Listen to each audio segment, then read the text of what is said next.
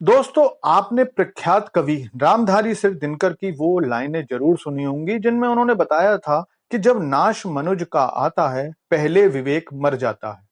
ये पंक्तियां हर उस समय हर काल में सही बैठती हैं और इसका मतलब ये है कि जब मनुष्य अपने विनाश की तरफ चलता है तो सबसे पहले उसकी सोचने समझने की शक्ति समाप्त हो जाती है। उसे पता ही नहीं होता कि वो क्या गलत कर रहा है। और ये सारी बात आजकल अपने पड़ोसी बांग्लादेश पर बिल्कुल सटीक बैठती है, क्योंकि अपनी धुन में चल रहे बांग्लादेशी ये समझ ही नहीं रहे हैं कि वो तीन तरफ से भारत से घिरे हुए हैं और बड़े भाई से गलत लहजे की बात भी गाल पर झन्नाटेदार थप्पड़ लगवा सकती है।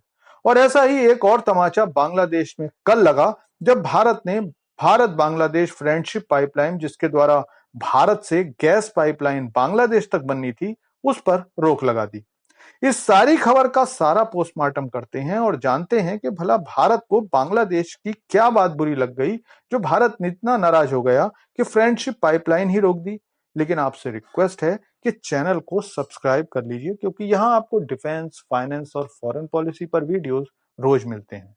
तो दोस्तों, वैसे तो बांग्लादेश में भारत विरोधी भावना की पिछले कई दशकों से कोई कमी नहीं थी, लेकिन शेख हसीना सरकार के समय में ऐसी बातें सरकार में बैठे लोग नहीं करते थे और इसीलिए भारत की सरकार शेख हसीना सरकार के साथ मिलकर चलती थी। किसी समय कोई भी परेशानी होती थी तो बांग्लादेश सरकार के लिए आगे बढ़कर भारत सरकार सहयोग करती थी। पिछले 10-12 सालों से भारत बांग्लादेश के लोगों के लिए दोनों सरकारें काम कर रही थी। लेकिन मौजूदा सरकार के आने के बाद सरकार में बैठे लोग लगातार भारत के लोगों को धमकाने का प्रयास कर रहे हैं। अब क्या पिद्दी और क्या पिद्दी का शोरबा, पता नहीं बांग्लादेश की राजनीतिक पार्टी बीएनपी और जमाते इस्लामी किसके जोर पर इतनी बड़ी बड़ी बातें कर रहे हैं और भारत को खुले मंच से धमकी दे रहे हैं।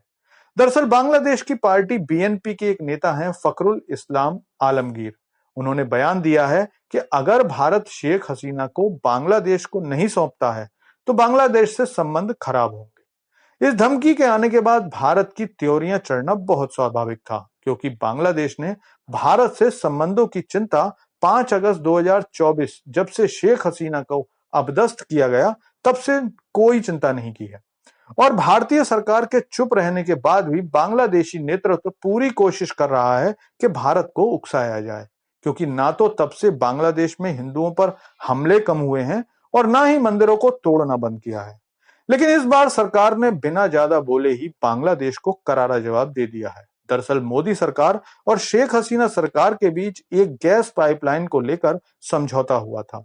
इसके तहत पश्चिम बंगाल के सिलीगुड़ी से बांग्लादेश के दिनाजपुर जिले के पार्वतीपुर के तेल डिपो तक एक गैस पाइपलाइन बननी थी।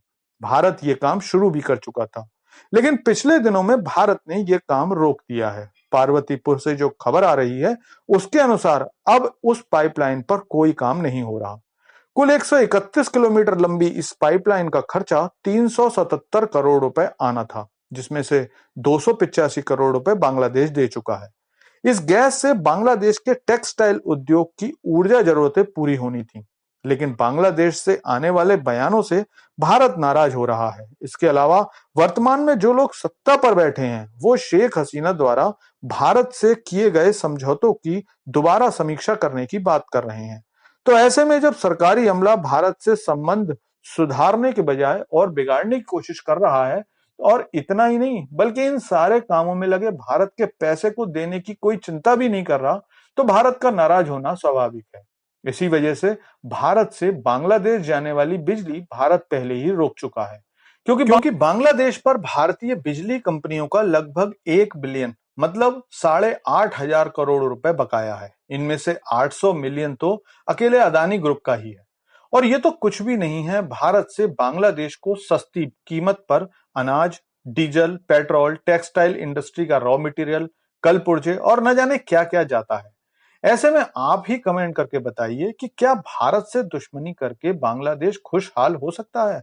वीडियो को अंत तक देखने के लिए धन्यवाद। वीडियो अच्छी लगी हो तो लाइक कर दीजिए और चैनल को सब्सक्राइब कर दीजिए।